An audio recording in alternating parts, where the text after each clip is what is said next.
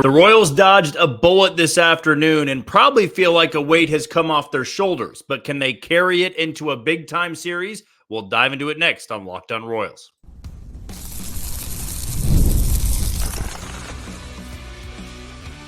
You are Locked On Royals, your daily Kansas City Royals podcast, part of the Locked On Podcast Network, your team every day. You are tuned into another edition of Locked On Royals on the Locked On Podcast Network. As always, I am your host, Jack Johnson, and you can find me on Twitter or X at JohnnyJ_15. That's at JOHNYJ_15. You also can catch us on wherever you get your podcasts. That can be Spotify, Apple Podcasts, Amazon Music, Google Podcast. We're on Odyssey and we're on YouTube. Just be sure to hit that follow button and subscribe. If you are a first-time listener and want to know a little bit more about me and this show, well, I am based here in Kansas City. I work over at Sports Radio 810 WHB, do some hosting, co-hosting, and some producing as well for my day job. But when it comes to this podcast, it comes your way Monday through Friday. We have episodes all during the week, take off Saturday and Sunday, but it is 30 straight minutes of Royals baseball. Now, today's show is brought to you by Tax Network USA. And did you know that it's never too late to resolve your tax issues with the IRS? Don't wait. Reduce your tax debt and get help from a team of licensed tax professionals. You can call them at 1-800-549-1000 or visit tnusa.com/lockedon. And you can always send me questions and comments to YouTube, or you can shoot them over to my Twitter at JohnnyJ_15. Well, certainly felt like today was a breaking point, not only for this clubhouse. Of course, I don't think that this team is feeling fractured or anything like that, but I think for an overall morale boost, today was pretty important in making sure the vibe stayed high going into one of your biggest series of the year. But more specifically, it was a breaking point for the fan base. I think last night drove a lot of people angry, drove a lot of people insane for the simple fact that the Royals could only score one run against a subpar pitcher and a very poor baseball team. And I think in baseball, it is tough to judge game to game from time, and I don't think there is an easy solution to everything. A lot of it is random. A lot of it is confidence or lack thereof. And in this 10-game stretch, you could tell the Royals were not as confident as they've been all season long. I think the term pressing is used a little bit too much in baseball. I think body language is used a little bit too much in baseball. When you play 162 games a season, there are going to be days you don't have it. There are going to be days you don't look as fired up as you usually do. And yes, the high school coach, the Pee-wee coach, they're going to say you act the same every single time out. You run in and out of the dugout.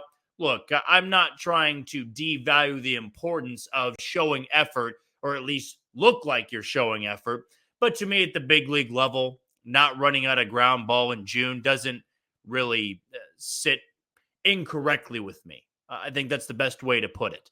I don't watch somebody jog to first on a routine grounder and it be an out anyway and get all sorts of fired up about it. But when you're losing, that comes to light a little bit more. When you're slumping, that comes to light a little bit more of, if you're 2 for 35, you better be running hard down the first baseline. You better be diving for all of the ground balls in the infield. You better be diving for balls in the outfield. You better be sprinting in and out of the dugout.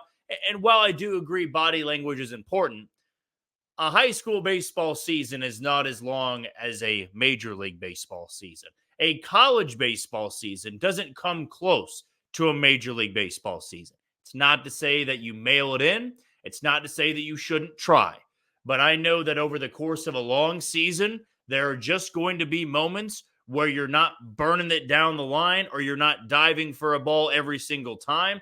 It just feels like sometimes when you're losing, fans tend to attack those certain things. I think an example is Maikel Garcia. I think everybody knows that I am a big fan of Maikel's, and there's been talk of the body language. I think he acts pretty much the same most of the time. And when he gets fired up, it's usually after a big hit Or if he's going well, yeah, he might show a little bit more flair. And right now, you're not seeing that flair. I don't think it is a glaring issue, though. I think with a lot of the guys, you just feel like it's a moment in time where you're struggling a lot. And to the other point of the term pressing, I think that's overused, but I think it is the correct time to use it in a 10-game situation like this. The Royals, in their offensive struggles, appeared to be pressing, swinging at pitches that weren't close, having non-competitive at-bats, having non-competitive swings. And you boil all of that down, you can understand why they are 4-6 and against some subpar teams. And it's been this way now for the majority of June, and it has been problematic. But as for today, I believe that that eighth inning was symbolic, if you will, for a team this year that has gotten out to such a great start. And even with this brutal stretch of play, this poor stretch of play, let's call it as it is. I mean, Vinny Pasquantino said himself that on the road trip they sucked, and everybody knew that they sucked. Yeah, we'll just call it as that. They sucked on the road trip. They sucked last night, and they sucked for 7 2/3 of that game. Pitching wise, Brady Singer was phenomenal. I've got no complaints there. But the reason it was symbolic is that they've drawn a lot of people in for their ability to compete, to show fight, and to surprise a lot of people. And that eighth inning was surprising. And by the reactions of the guys that were collecting hits, you saw a weight come off their shoulders. I'm sure they felt the tension in the ballpark. I'm sure they knew about the tension online and social media, whether they are a part of it or not. They understood that losing a series, losing the final 2 games to Miami was going to be a stain on their season. And with Cleveland coming into town after already taking the series against Baltimore, and as I'm speaking, they're still finishing up that series, you didn't want to go down quietly, getting shut out by a Miami team that threw a 4A pitcher with bad numbers in there to start the game, and he had 5 shutout innings. The Royals had very few at-bats that seemingly looked like they were on him. They had very few at-bats against the bullpen that appeared they were ready to drive the ball or to get on base. Everybody looked like they were pressing. Wasn't worried about the body language. They looked tense, they looked nervous, and nothing seemed to be falling for them. And the later in the game it went, the worse that got. But Bobby Witt Jr. leads off, has a 2-out triple. Vinny Pasquantino pokes one to center, tie game, and you could feel the air leave that stadium. And that's usually coined in a bad situation, or that's a phrase used in a bad situation, the air being let out of the stadium. But it was this big exhale of the fan base. It was the exhale of the players. We have this thing tied. Now we've got the momentum on our side. Then you've got Salvy's double. Now you got the lead. Now all you do is get 3 outs and the game is yours. And then Nick Lofton singles. And then Freddie Fermin has a 2-out, 2-run single. 5-1, game over at that point. And you only gave up, what would that have been? 4 runs all series. So the pitching staff did their job, as they've done, honestly, all year long. They haven't gone through a bad stretch. They've had a bad start from here and there, but not a bad stretch. And though it's one game, and I stand by this statement, though it's one game, there are just certain games that make you feel a lot better about your current situation. This may only be for 24 hours. The Royals could get spanked tomorrow by the best team in the American League record-wise. Cleveland could come in and just mop the floor with Kansas City. You'd hope not, but if you lost today, I almost would have predicted a 4-game sweep of Cleveland. I would have. Cleveland, the way that they're playing, the Royals, the way they're playing, Cleveland's bullpen, all they have to do is get a 1-run lead in the final 3 innings, and you're not going to score. Not with the way the Royals offense had been playing, but just to get one win, to breathe a little easier, to know that you're not losing any ground tonight. That's big. That's huge for this team. And you can almost compartmentalize where this team is at, understand how far they've come. I mean, they're 12 wins away from tying last year's win total. And they're going to get really close to it by the All-Star break, assuming they can either keep this trend or rattle off a few more here and there. they're going to get to that total and shatter it, to be honest with you.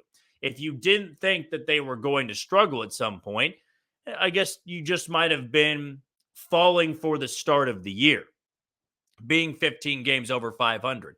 I don't think they're that good where they're 15 games over 500, but I've said time and time again, I think they're going to be there all season long. And I think that the closer we get to the deadline, there's going to be some more help. But a part of that is making sure they stay afloat, making sure they can capitalize and playing bad teams. And though we all wanted to sweep going up against the Miami Marlins, taking a series was the next best thing because they hadn't done that since the Seattle series. It had been quite some time, and now you welcome in a division rival that's already over 50 wins for 4 games at Kauffman Stadium and what could be your final opportunity to gain some serious ground on the Guardians.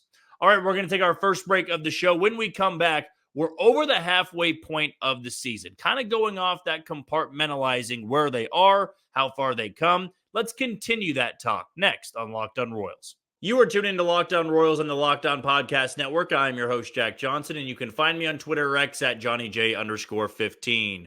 Want to give a shout out to a couple of the sponsors today, starting with eBay Motors. Passion, drive, and patience. The formula for winning championships is also what keeps your ride or die alive. eBay Motors has everything you need to maintain your vehicle and level it up to peak performance. Superchargers, roof racks, exhaust kits, LED headlights, and more. Whether you're into speed, power, or style, eBay Motors has you covered. With over 122 million parts for your number one ride or die, you'll always find exactly what you're looking for. And with eBay Guaranteed Fit, your part is guaranteed to fit your ride every time or your money back. Because with eBay Motors, you're burning rubber, not cash. With all the parts you need at the prices you want, it's easy to make sure that your car is the MVP and you can bring home huge wins. Keep your ride or die alive at ebaymotors.com. Eligible items only. Exclusions apply. An eBay Guaranteed Fit is only available to U.S. customers. We also want to give a shout out to our other sponsor in LinkedIn Sales Navigator. It's a sales intelligence platform that helps professionals effectively prospect and engage high-value customers, drive higher revenue, and increase sales performance. The Sales Navigator helps you target the right buyers, surface key signals such as job changes or which accounts you should prioritize, and shows you hidden allies so you can find those buyers that are most likely to convert. Fueled by LinkedIn's 1 billion member platform, you can have the Sales Navigator give you the most up-to-date first-party data, enabling you to unlock conversations with people that matter.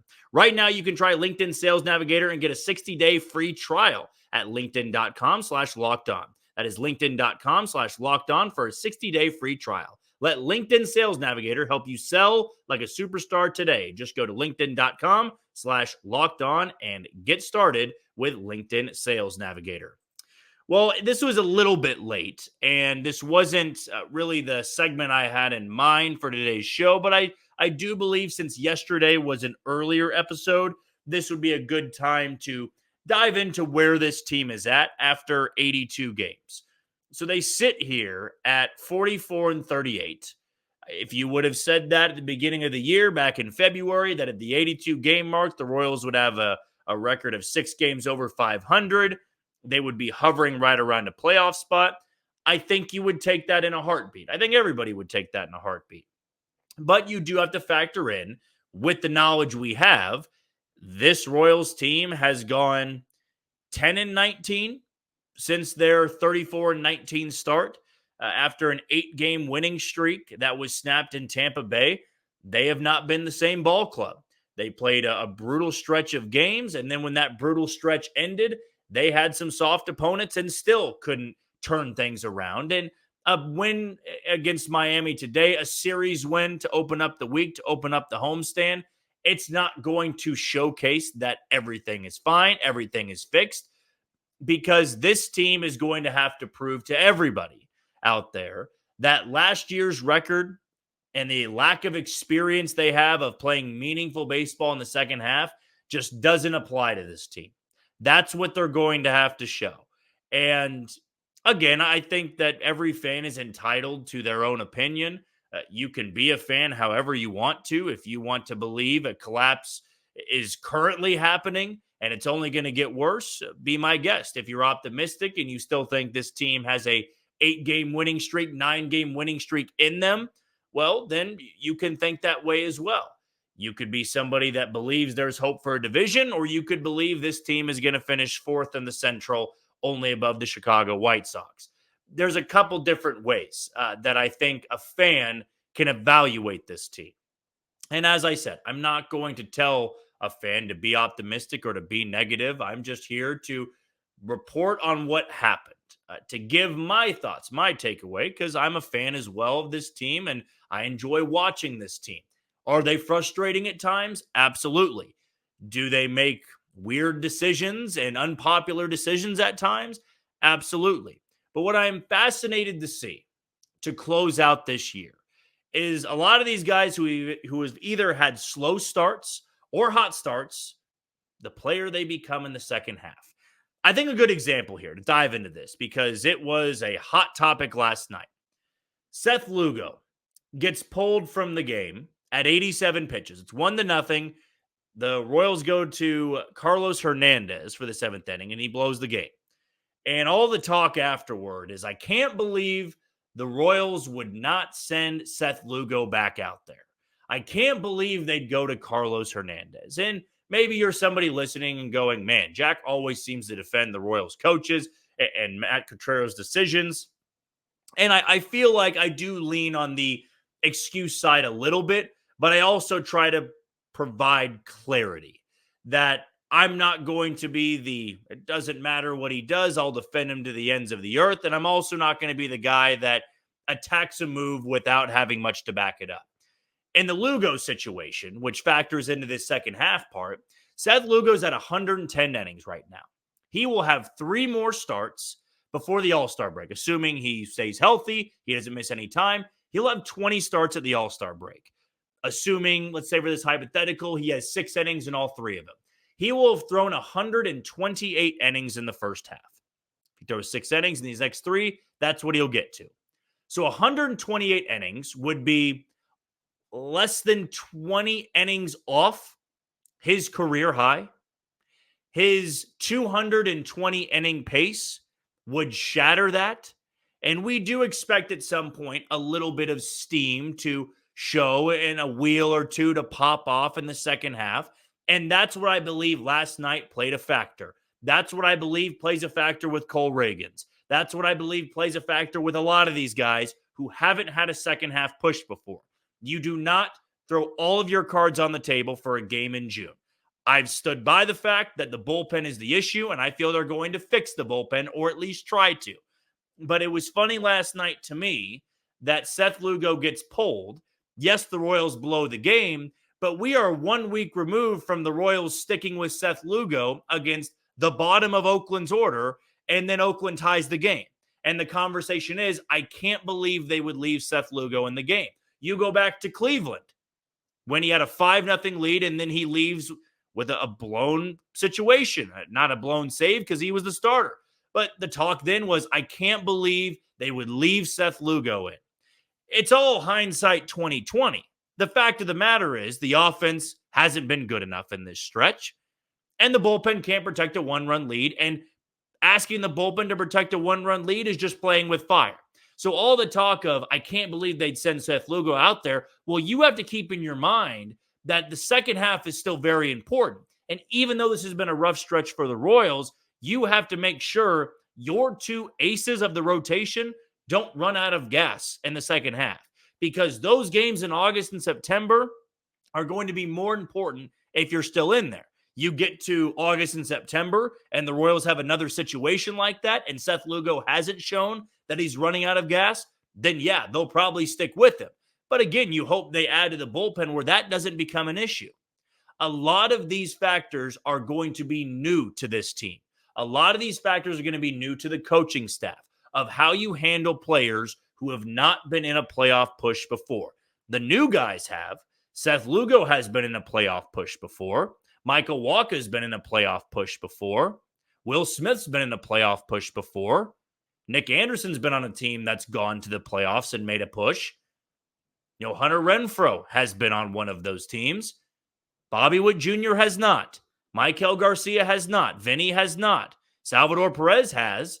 It's been 9 to 10 years since he's had one. Or if you want to say 2017, it's been 7 years since he's had one. He still has that experience, and that's important, but a large chunk of these players haven't done it.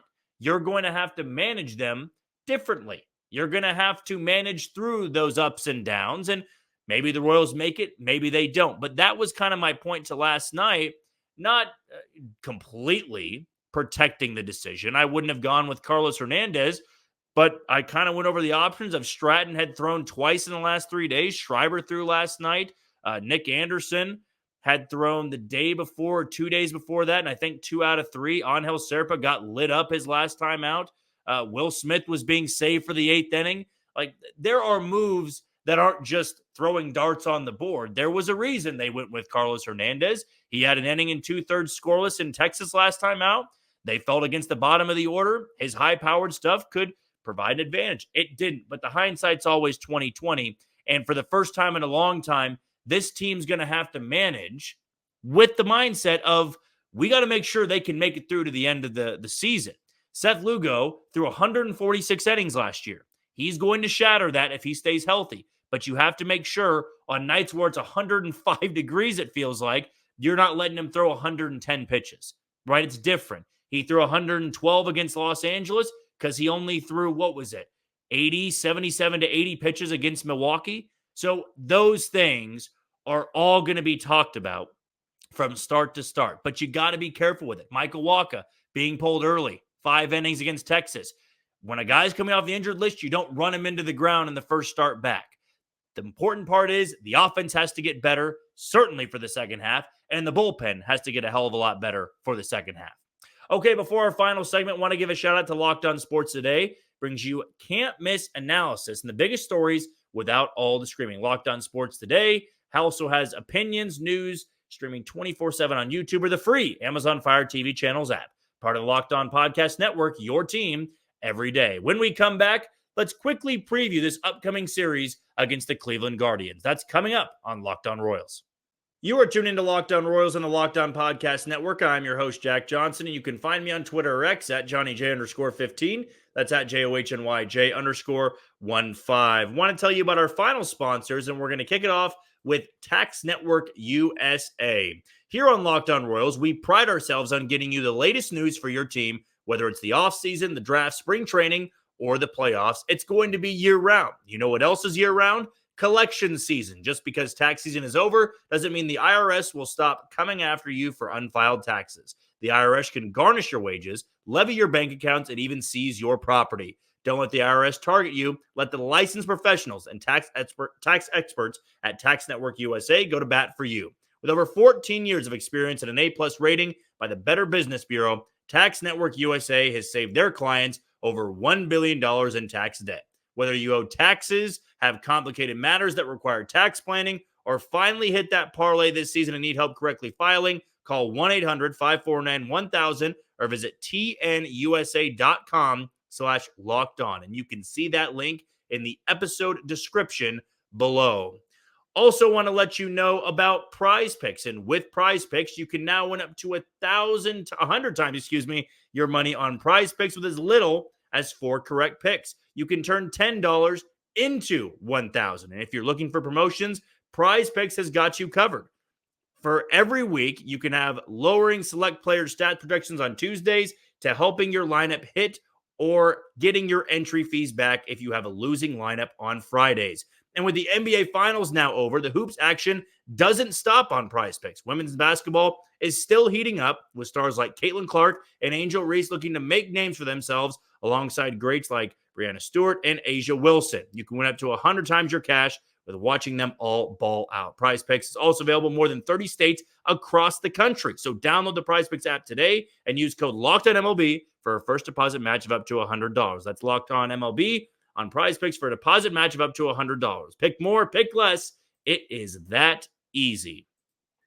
Huge series coming up at Kauffman Stadium this weekend. And in my opinion, this is the last opportunity on the season to really gain serious ground on the Guardians. And here's what I mean by that. If the Royals split, it's not over, but you Probably just feel relieved that you didn't lose that series at home. You would, though, if they hang on, though, again, as I am recording this podcast episode, just so I can get my timestamps here, as I am recording this episode, the Guardians are trailing Baltimore 3-2. It could always change. But if they do lose, they will come to Kansas City tomorrow with a 9-game lead on the Royals. The Royals could shrink that down to 7, right? If they are to take 3 of 4, because that would, if I'm not mistaken, or would that be, I think that would shrink it down to 7 games. I'm not great at doing math at the top of my head. 6 or 7 games, give or take. If they split, they leave Kansas City still with a 9-game lead.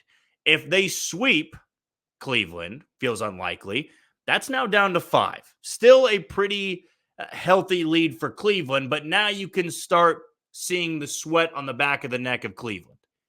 That's when you can feel like maybe things are turning the corner. I don't believe they're going to sweep Cleveland, not with the way they've been playing, both Cleveland and the Royals. But to me, it is the last opportunity to make some waves. You lose this series, you get swept, it's a 13-game deficit. And if you think you are erasing a 13-game deficit with a team that would have nearing 57, 58 wins, you'd be mistaken. And that would also put the Royals only 2 games over 500, and who knows how far out of a wild card spot at this point. And I understand that the division really, to me, feels like a pipe dream at this point. I mean, Cleveland has the best record in the American League. Nobody saw that coming, but it's the truth at this point in time. I mean, Minnesota's looking at Cleveland and going, I never envisioned this happening, but it did. And that is the reality in 2024. Cleveland is an incredibly good baseball team, and they are going to be a pain to play over the next 4 days. But the Royals can also show us a lot, and they can show us something different than what we saw against the Yankees, what we saw against the Dodgers, what we saw against Baltimore at home, what we saw against Minnesota. You know, the different team that one could strike fear into Cleveland. 2 could show that today's win against Miami propelled them a little bit. And maybe 3, that in the end, it was just a blip on the radar. It was a bad stretch, but this is a playoff team. There's a lot to play for here at Kauffman Stadium over the next 4 days. And historically, the Royals don't play Cleveland very well. They split when they went to Cleveland earlier this month, and that felt like a relief. A split this time around, I don't think would feel terrible, but you would feel like you missed an opportunity to gain at least some ground on the Guardians. You gain a little bit of ground on Cleveland. Now you feel better about your playoff position, but maybe in the second half, Cleveland does collapse, that their starting pitching woes catch up to them. I do think there will be some regression for Cleveland. I do not believe they're on pace for 108 wins, but I do think they're a team that gets close to 100 wins. I mean, all they have to do at this point, being 51-26, if they're at the halfway point, which this is game 83 for them, all they got to do is win 40 games of that. They win 40 games. That would put them at 91. So let's say 45 of the remaining games. They win 45 games. They'll have 96. That should be good enough. That should be good enough to win the division. I think we said at the beginning there, 90 would win that division. That's just not the case. And now with how good Cleveland's been and what their record shows, but the Royals are a team that's going to try to keep pace with them in the second half. Now, they could bottom out. They could only win, let's say, 35 games in the second half. That would be pretty jarring to me because that would be an all-time collapse, but maybe it does happen. Baseball's unpredictable like that. And with the Royals, maybe they have another 8-game winning streak in them, or maybe they bottom out. Maybe they get to 52 wins by the All-Star break and they only finish with, 78 wins. Who knows what's in store for the second half, but there's not many opportunities to personally gain ground on Cleveland. Now, you can hope and pray to win on a night that they lose, but this is your chance to make sure that when you win on a night they're playing, they are losing. Now, this is one of your biggest chances at home, a 4-game series. We'll see how it stacks up for Kansas City, and we'll have plenty on that coming up in tomorrow's episode, and probably talk a little bit about it on our Mailbag Friday coming up in 2 days. Okay, that's going to do it for another edition of Locked On Royals and the Locked On Podcast Network. I've been your host, Jack Johnson. You can always find us on wherever you get your podcast: Spotify, Apple Podcast, Amazon Music, Google Podcast. We're on Odyssey, and we're on YouTube. One last shout out to Locked On Sports Today. It's here for you 24/7, covering the top sports stories of the day with the local experts of Locked On, plus our national shows covering every league. Find Locked On Sports Today now, available on the free Fire TV channels app. Tomorrow, we're going to dive into a little bit more of this series, the pitching matchups that they have, and how big the return of Michael Wacha can be for this rotation. But until then, you take it easy, Kansas City.